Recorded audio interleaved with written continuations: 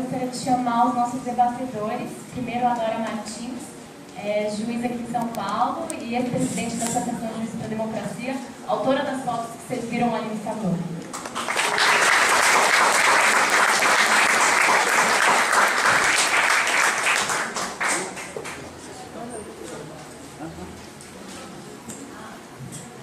Também queria chamar o Oriel Benítez, nosso convidado especial, que veio do Mato Grosso do Sul até aqui para estar com a gente. Ele é uma liderança Guarani Kaiowá, ele é membro do Conselho da Tiguaçu, que é a grande assembleia dos Guarani, e também é membro do Conselho Internacional da Nação Guarani.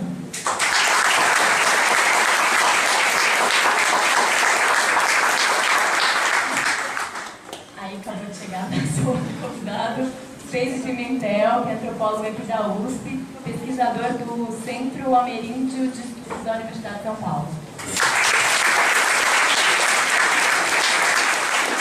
Então, antes de começar o debate, a gente vai passar esse filme aqui e depois a gente abre para falar dos nossos debatedores.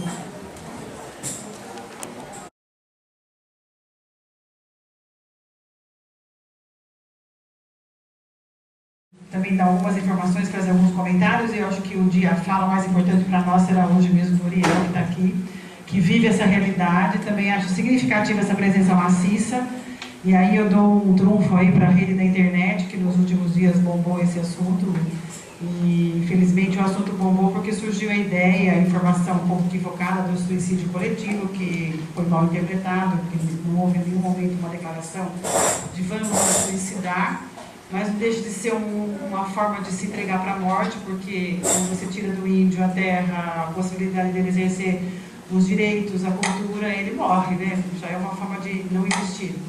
Mas eu, na qualidade de juíza da Associação Juízes para a Democracia, nós nos interessamos por essa causa há questão de um ano, começamos a discutir isso dentro da nossa associação, e esse ano nós partimos para a ação e fomos visitar os Kaiowás Guaranis em maio.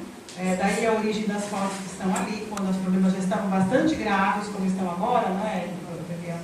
E não havia nenhuma sensibilização. E a gente fez esse pequeno papel, dentro das nossas possibilidades, de colocar o assunto em pauta o mais possível dentro do nosso nicho, que é do direito. E aí eu faço, então, um breve comentário sobre a questão de como, não vou analisar os casos jurídicos, mas vou só colocar uma coisa que eu acho que tanto serve para quem é da área de direito, como quem é da área de ciências sociais e da antropologia.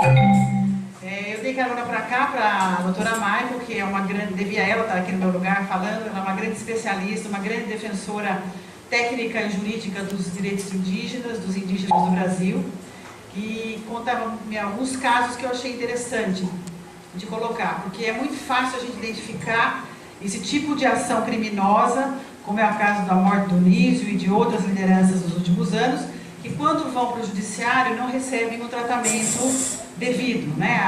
A investigação é precária e muitas vezes nós temos uma dificuldade enorme de ver uma condenação ou uma apuração que vá até o final. E é interessante notar que o problema é como o branco juiz, a partir do seu ponto de vista de juiz, vê o indígena. Também como cientista social vê indígenas, também como antropólogo vê o indígena. É muito importante para quem trabalha na área do judiciário ter um laudo, muitas vezes, de um antropólogo que veja o indígena como indígena, para poder ajudá-lo na sua causa. E há inúmeras formas de minar o indígena, de destruir o indígena através de sutilezas. Por exemplo, tem havido ultimamente muitas denúncias de estupro, de lideranças que estupram crianças, quando na verdade é uma questão da cultura indígena, que a menina indígena, quando tem 12 anos ou tem a primeira menstruação, ela está apta para o casamento, não é? Então, quando há um casamento dentro da aldeia nesses termos, um branco pode perfeitamente fazer essa denúncia e você joga a questão para o judiciário e o juiz branco não tem a menor sensibilidade de olhar o que é que ele está julgando, quem é essa pessoa, quem é essa cultura atrás do processo. Nem se falar da questão da língua, que é uma grande dificuldade, inclusive a Maico fez uma defesa já no processo, da professora de vocês, que é uma das únicas falantes da língua da tribo que ela estuda no Amapá, e houve uma situação em que essa professora foi processada por um procurador porque teria feito um artigo no qual o procurador se sentiu ofendido. E a Maico me contou que foram para a audiência e as testemunhas eram indígenas, que só falavam a língua deles, não falavam português. E a professora era também a pessoa que falava a língua, e o juiz não entendia nada. E a Maico, que é advogada, ficou vários dias conversando com os indígenas, explicando para os indígenas a lógica do branco, para que eles entendessem sobre o que eles iam ser questionados. E a certa altura o juiz falou para Maico, que é uma falante de português com sotaque americano, como é que esses indígenas entendem a senhora que é estrangeira e não entendem a mim que sou brasileira? Quer dizer, como é que esse juiz não se apercebeu da deslocação dele no tempo e no espaço e não perceber que ele está diante de uma cultura diferente, embora brasileira? Então, essa falta de percepção do judiciário faz com que os juízes, em sua maioria, neguem o índio. O índio é nada. Então, como é que eu vou dar justiça e direitos, e garantir direitos de uma coisa que eu acho que não é nada? Né? Temos uma questão também da ação do judiciário sobre as crianças das aldeias. Muitas vezes, a justiça não percebe qual é a dinâmica familiar da cultura indígena, que não é igual à nossa, papai, mamãe, filho, estilo propaganda da margarina. É uma estrutura coletiva, de coletividade, onde os papéis são multiplicados em várias personagens. Então, essa questão do abandono, da criança não estar necessariamente com o pai e com a mãe, não passa por uma situação como a nossa, como nós julgamos nossos casos. E há muitos casos de denúncias de abandono, entre aspas, de crianças em aldeias, que o Conselho Tutelar vai lá, faz o seu papel, tira essa criança da aldeia e, ainda que haja algum motivo de cuidados que se tenha que fazer sobre essa criança deveria voltar para a aldeia, se não para os pais, para algum parente, e é levada essa criança para adoção para branco. Né? E a Constituição e o ECA diz que a criança indígena deverá preferencialmente ficar com a sua coletividade. Então, são várias interpretações malvadas da lei que podem ser feitas de modo a minar a possibilidade do índio ter os seus direitos garantidos. E eu acho que o judiciário presta-se a esse papel, muitas vezes dolosamente, com o desejo de fazer, e outras vezes, digamos, por ignorância, por ignorar quem é esse outro que está ao lado dele. Nós temos um caso que nós soubemos, um relato lá em Mato Grosso, de um crime que aconteceu numa aldeia, tal esse como do Anísio, né? Estavam só vocês indígenas na hora que os pistoleiros entraram, à noite, e vocês imaginam a situação, gritaria, tiros. As testemunhas eram os indígenas. E aí o juiz ouviu 1, 2, 3, 4 pessoas da aldeia e depois julgou da seguinte forma: como as testemunhas são só indígenas, não há provas. Ora, então, indígena não é nada.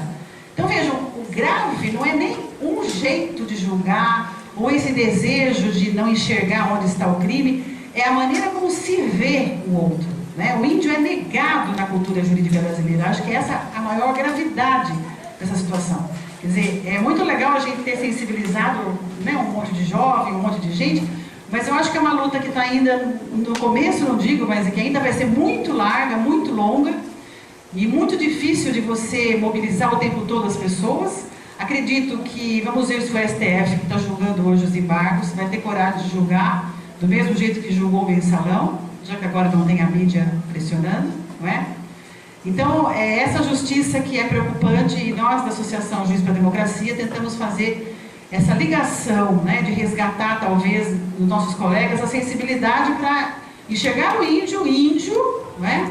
Não fazer como o procurador, que a Maico contou também, que esses dias aqui no Tribunal em São Paulo, disse o seguinte: bom, como esse índio vota, índio ele não é mais.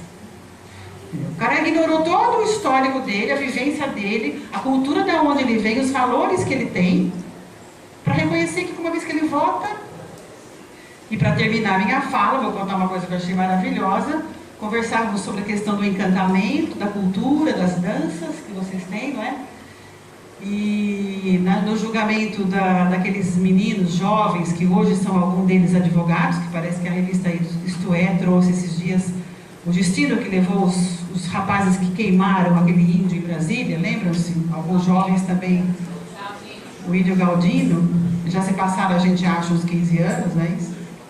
E houve então, no dia do julgamento, quando o advogado começou a falar, o advogado de defesa no júri dos rapazes começou a falar, e ao invés de defender a ação dos seus clientes, começou a desqualificar a vítima. Ah, ele era um índio, ele era um vagabundo, ele era isso. As lideranças que estavam presentes, os índios, saíram do tribunal, foram na calçada, fora do prédio, e começaram a dançar o toré, que é uma dança sagrada. E o advogado perdeu a fala, ficou nervoso, teve um piti e foi para o hospital. Achei maravilhoso. Talvez a justiça precise desse tipo de solução, não é? É isso.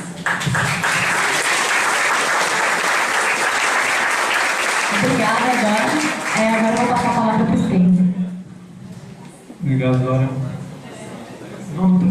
Eu acho que a Dora, essa chegada, né, da Associação de Juízes pela Democracia é especialmente importante, né, porque a gente sabe que uma boa parte dessa luta agora em Kaiowá é no judiciário, né?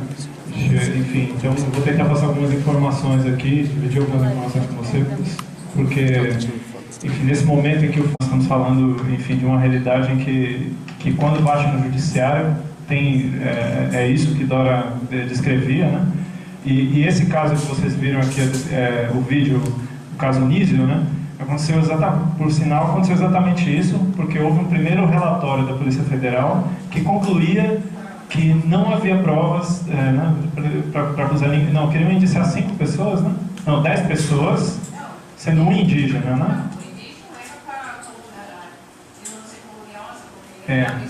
Queriam inclusive o próprio filho do Nísio, eles queriam denunciar porque ele teria mentido no depoimento que deu, né? Isso, via de regra, isso está acontecendo lá.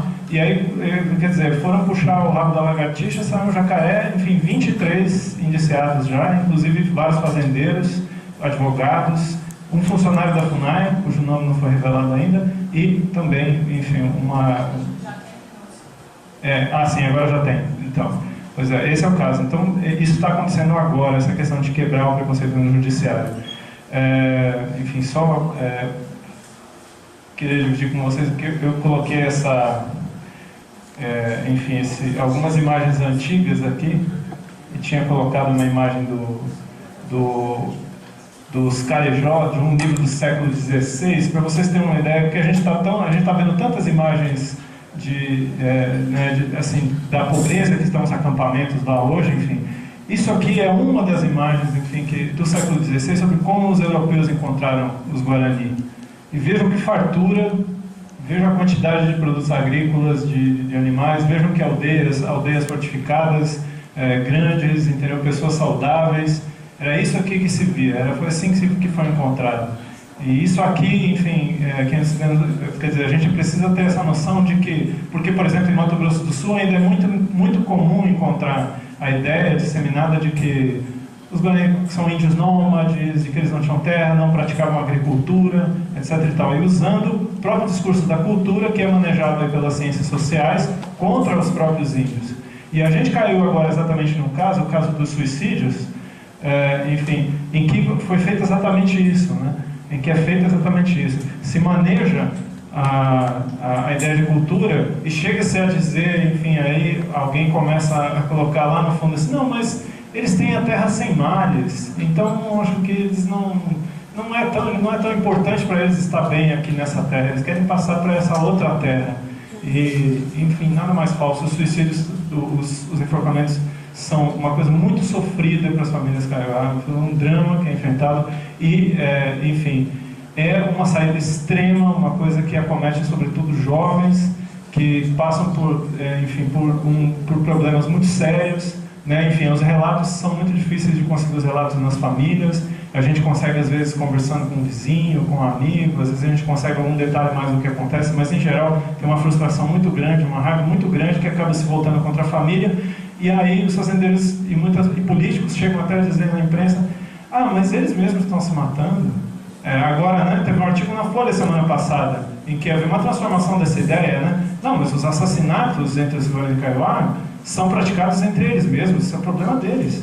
Quer dizer, usa-se esse discurso da cultura para lavar as mãos, para dizer que não há responsabilidade a respeito. Não, nós estamos aqui praticando o nosso agronegócio, dançando o nosso sertanejo universitário, estamos vivendo a nossa vida aqui com nossos caminhonetões. Não dá para dissociar a questão dos suicídios, que já são quase 1000, pelo menos desde 1981 registrados, mas devem ser muitos mais, né? Não dá para dissociar do contexto. Nunca se pode esquecer que os suicídios explodiram como epidemia exatamente no contexto de confinamento, quando o confinamento nos anos 80 ficou mais grave. Enfim, finalmente, uma coisa mais para contribuir, enfim, isso aqui, é importante sempre ter em mente, nós estamos falando de muitas áreas. Nós estamos falando aqui, ó, vocês estão vendo aqui, enfim, esse mapa que está disponível no Facebook, tem circulado aí, não sei se todo mundo já conseguiu acessar. É importante para ter dimensão de que nós estamos falando de 30 terras indígenas e mais 30 e tantos acampamentos, e dentro de uma terra indígena só a gente pode ter vários grupos. Em Dourados foi feito um levantamento, tem mais de 40 grupos familiares, né, vindos de lugares diferentes. Então são pessoas que estão reivindicando os seus lugares de origem, né, os Tecorá, né? Então é interessante ter essa perspectiva, ver onde acontecem os problemas. Então nós temos aqui, enfim, onde é que está? Um pouquinho para baixo aqui, tal, descer um pouquinho aqui, para vocês verem o Perito, está mais ou menos aqui.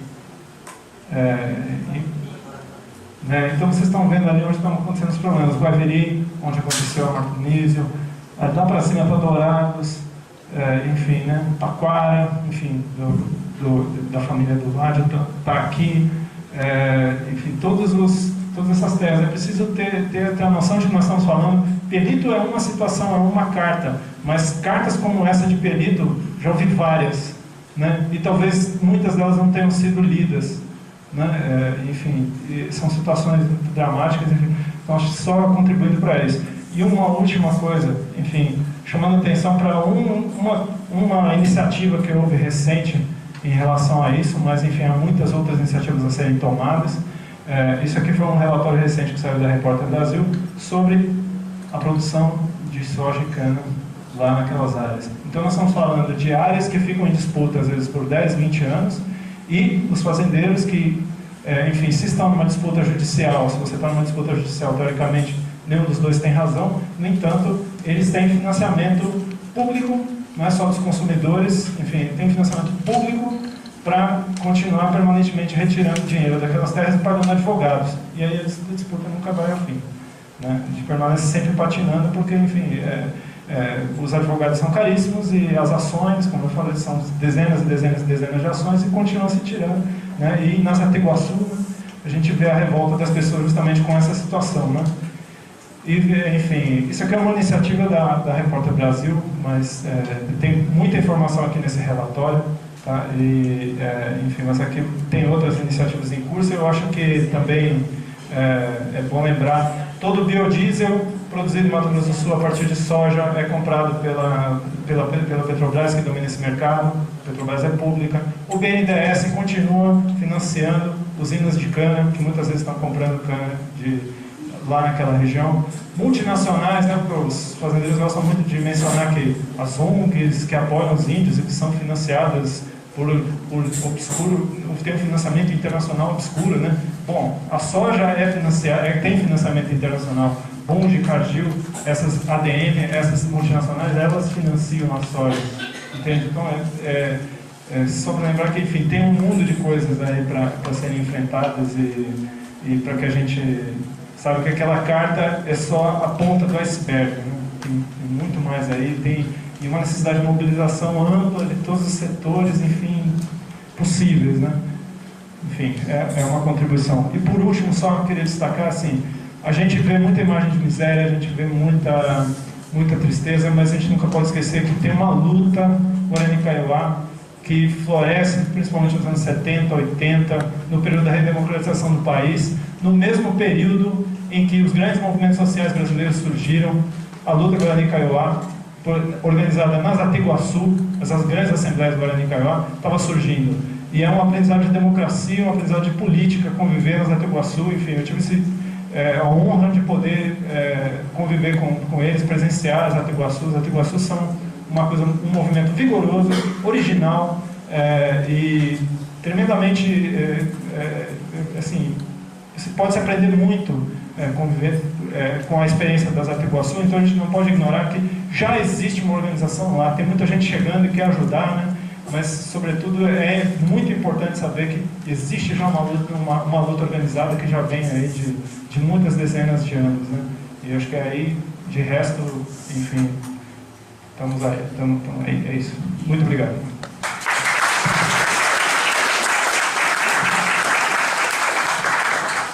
Para terminar, vou passar a fala para o Ariel.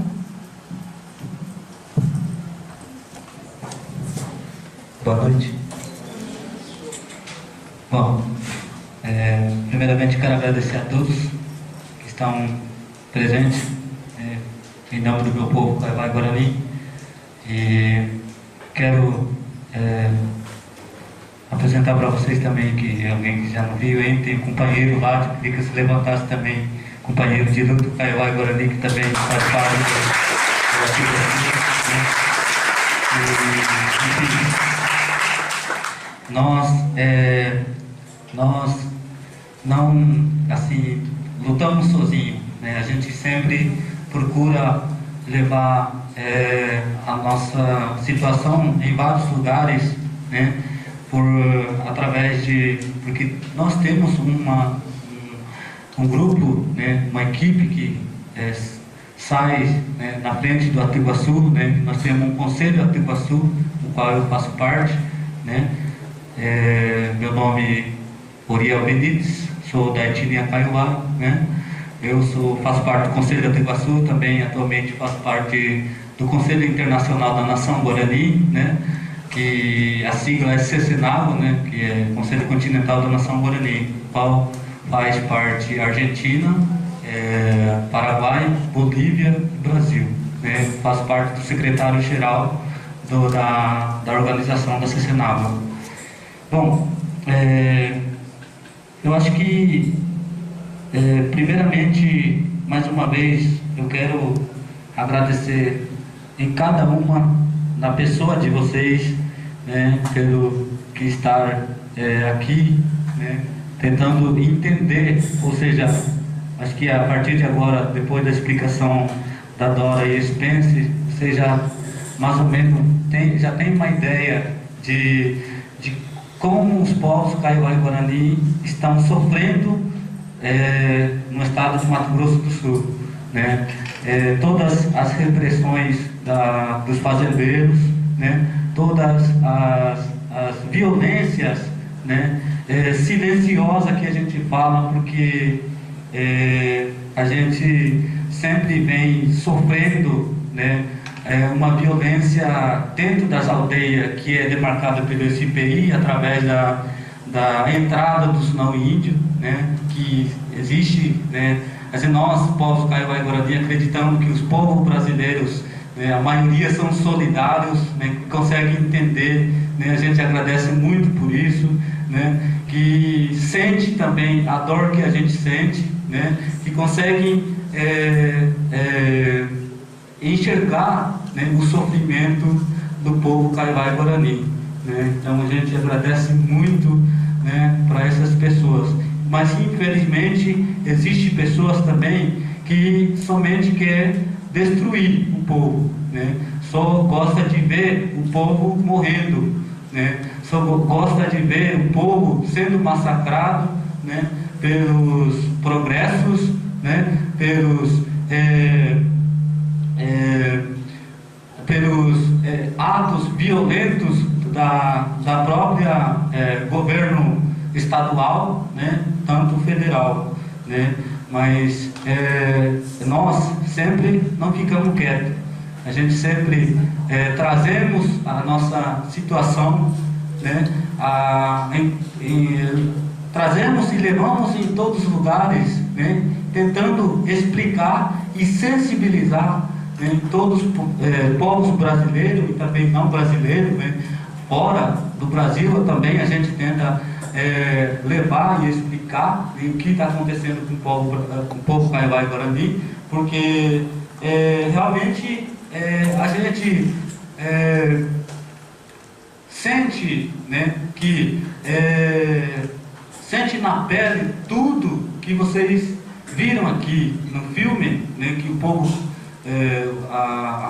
os conselhos do Mato Grosso falando, né, e são representantes dos povos Kaiowá e Guarani, né, que realmente a verdadeira, tudo que a gente sente no sangue, na pele, né, no dia a dia, a gente tenta mostrar a todos que conseguem, para poder conseguir entender o porquê a nossa luta, né, de maneira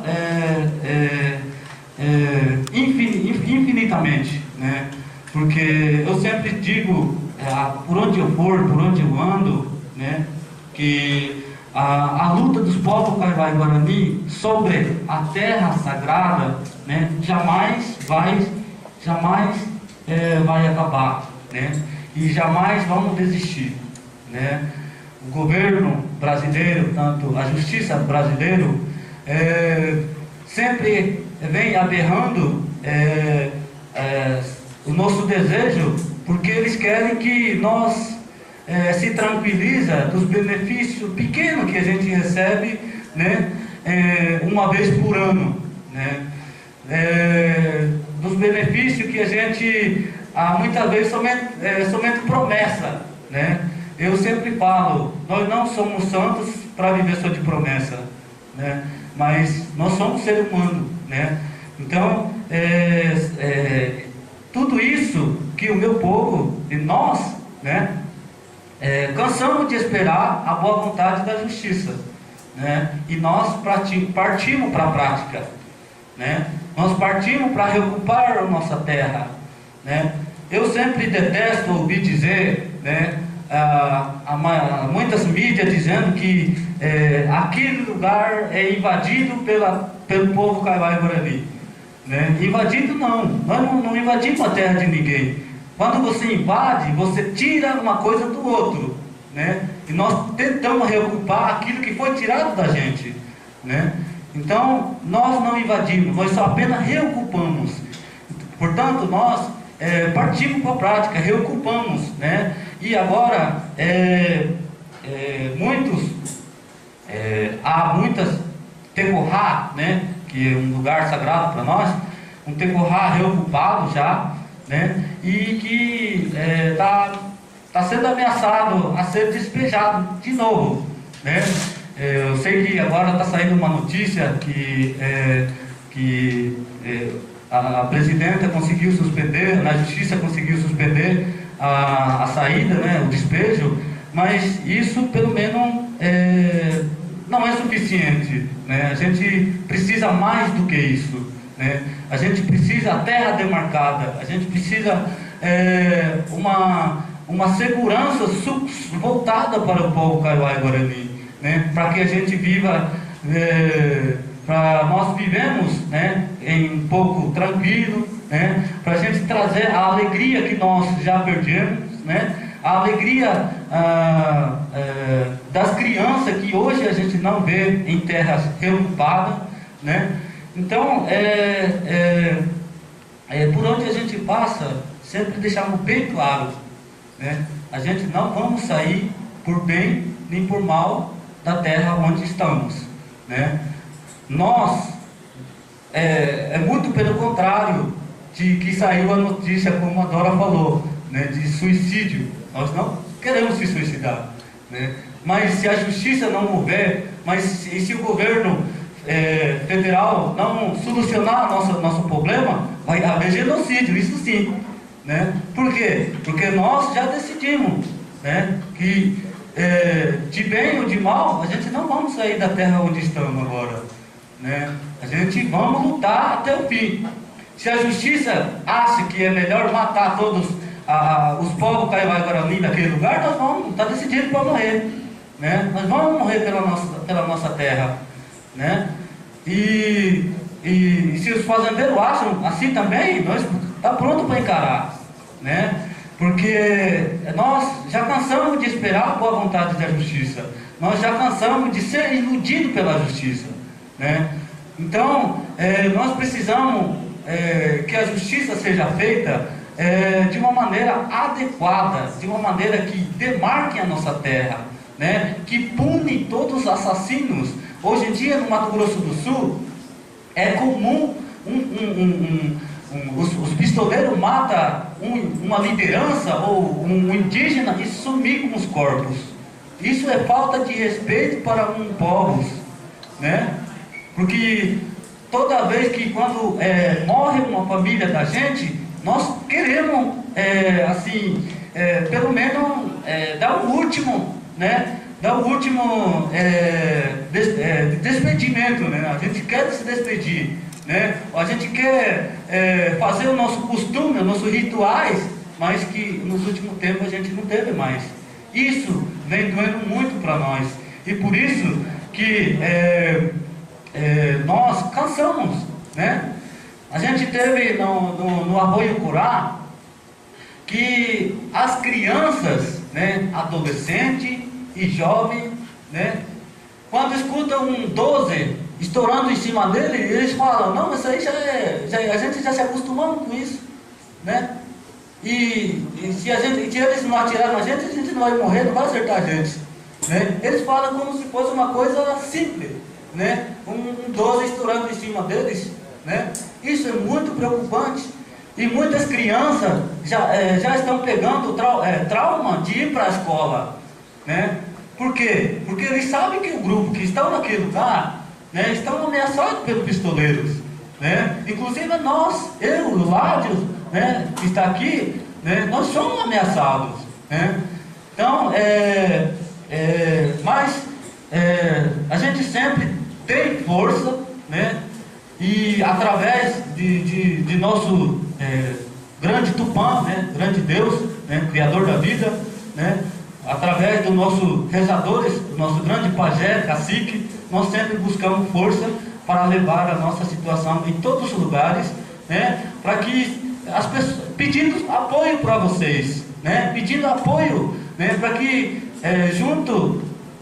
mobilizando o governo, vamos tentar que o governo solucione a situação dos povos Kaiowá e Guarani, né? Como vocês viram no vídeo, os povos indígenas, né, que estão na área reocupada, eles sofrem, né? Não sei se vocês perceberam, uma criança ali pelado, isso é comum lá. Eles não têm como vestir, né? Eles não têm onde comer uma comida saudável que a gente sempre come por aqui, né? Ou se eles encontrar uma laranja, uma banana, para eles já é suficiente isso, né? Sendo que isso não tem, né? A gente, quando eu estive no Puelitopé, né, uma mãe falou para mim: se a gente tiver um pacote de arroz, né, as crianças comem arroz, e se não, a gente sempre tenta correr atrás dos cocos. E hoje que tem guaivira, aquele frutinha, não sei se todos conhecem aqui, o guaivira, né, uma frutinha não é arbusto, mas uma fruta que a gente tem no Mato Grosso do Sul e que naquela região tem bastante.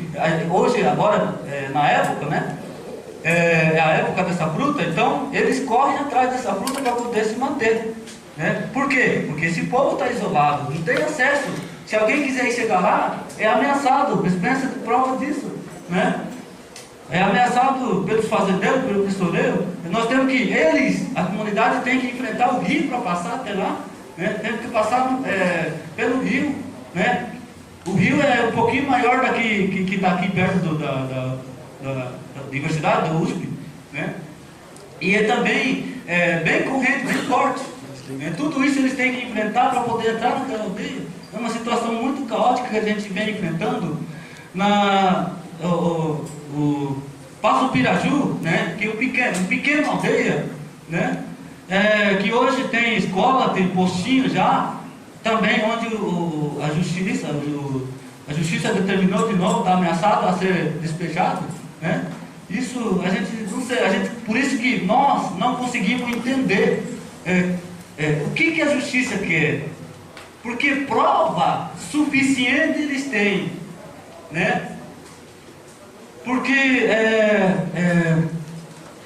se eles querem que realmente o povo Kaiowá e Guarani morrem para ganhar aquele lugar reivindicado, nós estamos morrendo também, né? Quase uma pessoa por mês, os povos caiuás são assassinados por causa da terra, né? Nós não entendemos, né, a justiça brasileira, o que ele quer realmente para poder resolver de uma maneira definitiva a questão da demarcação da terra dos povos indígenas.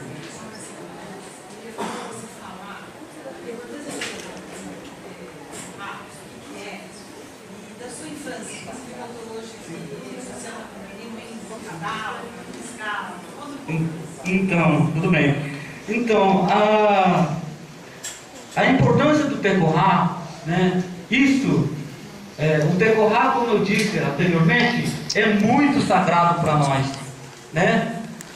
O Tecohá significa, né, praticamente uma terra que nós jamais vamos desistir de conquistar, onde foi derramado, né, o sangue do nosso avó, do nosso bisavó e os demais parentes, né? Onde está o osso corrompido, né, do nosso parente, né? E nós temos que honrar a alma e o espírito do nosso parente naquele lugar, né?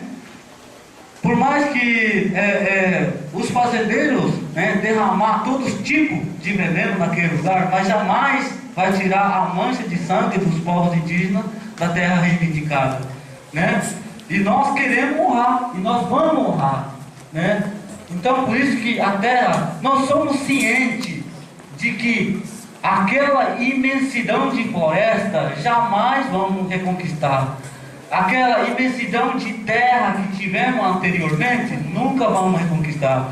Aquele rio que tínhamos, nós não vamos ter. Nós estamos cientes, mas nós queremos aquele pedaço, né, que foi do nosso antepassado, né?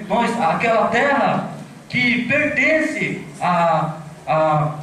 que o nosso antepassado nasceu, cresceu e morreu naquele lugar, né? Esse espaço é muito sagrado para nós, né? Por isso que nós jamais vamos desistir de lutar por essa terra, né? Por esse espaço, porque nós somos genuinamente daquele lugar, né? Dono daquele lugar. Então, por isso que essas terras reivindicadas aqui, vocês verem no mapa, né? Todas essas terras são muito sagradas para nós e nunca vamos desistir de lutar por eles, né? Então, é isso que é muito importante para mim. Na minha infância, eu era mais feliz, né? Na época, na década de 80, pelo menos a gente tinha rio para nadar, né? Ar, né? O mato para sentir aquele clima da natureza, né? Para sentirmos aroma de fruta, de flores, né? Do mato original, né? A gente tinha espaço suficiente para poder sorrir, né? E que hoje a gente não tem mais, né? Vocês vê na cara de todas as crianças, que eles não tem ideia de guerra, né? Eu entrevistei uns jovens no encontro dos jovens dos povos Kaiowá e Guarani, quando aconteceu na região de Paranhos, né? Eu perguntei como ele se sentia enquanto criança no meio desses problemas todos. Eles falam: a única ideia que eu tenho que defender minha mãe, meu avô e o meu povo que está lá. Eu vou seguir, ele se pitou, né?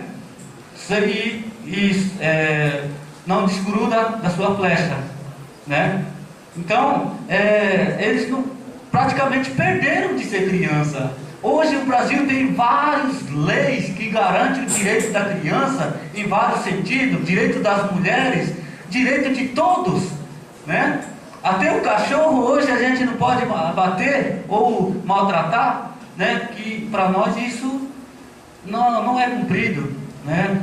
A gente vê, por exemplo, como eu disse, o pessoal mata, os fazendeiros, os pistoleiros matam uma liderança ou um indígena e some com corpos, e isso a justiça fala que está investigando, mas no final o trabalho da justiça vem sendo muito sigiloso, a gente não sabe se realmente está trabalhando ou está parado, ou só quer colocar pedra em cima dos nossos problemas, né? Então tudo isso a gente vem sempre pedindo apoio de vocês, né? Pedindo sensibilidade, né? A solidariedade para todos, né? Para todos os povos brasileiros, para que olhem para a nossa causa. Vamos mobilizar o governo, a justiça brasileira, para que de maneira imediata resolva o nosso problema, que é a questão da terra. Muito obrigado.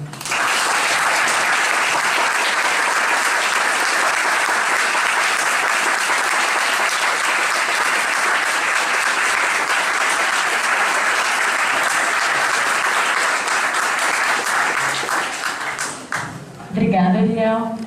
A gente está com um tempo um pouquinho apertado porque a gente demora para começar, mas eu queria abrir para intervenções da plateia. Acho que 5 intervenções curtinhas. Calma. 1, 2, 3, 4, 5. Alguém mais quer? 6, com certeza. Por favor, vamos passar a palavra para ele também. Pode vir.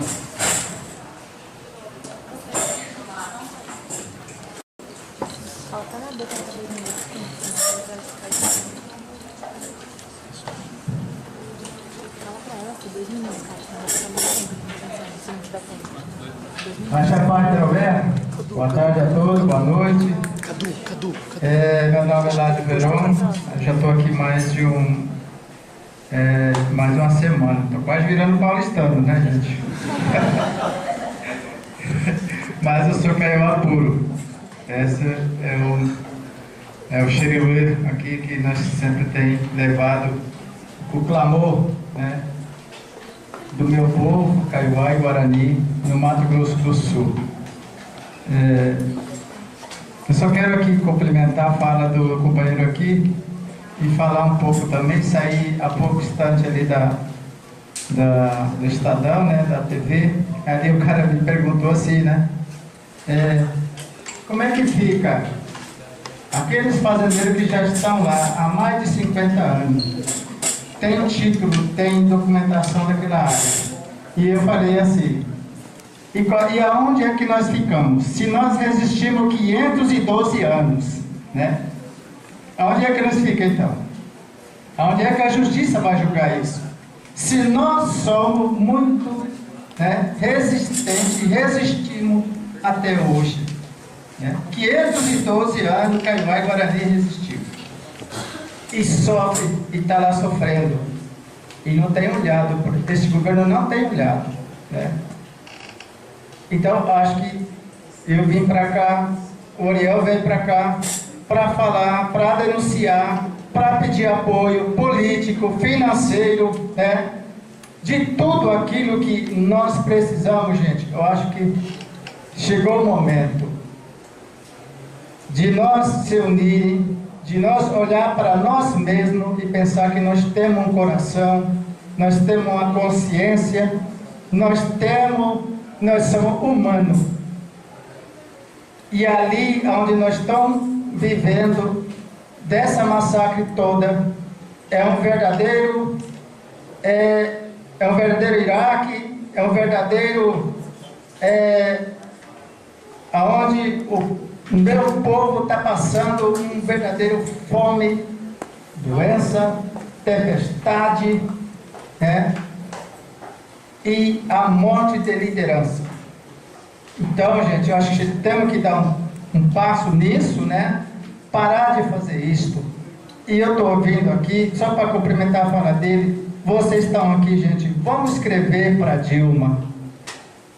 Vamos escrever para o nosso governo, Dilma, para ele olhar pelas crianças, olhar pelo nosso tecorrá, o nosso lugarzinho que nós estamos pedindo. Nós não estamos aqui pedindo o Mato Grosso do Sul inteiro, mas aquela terra sagrada, que é nosso.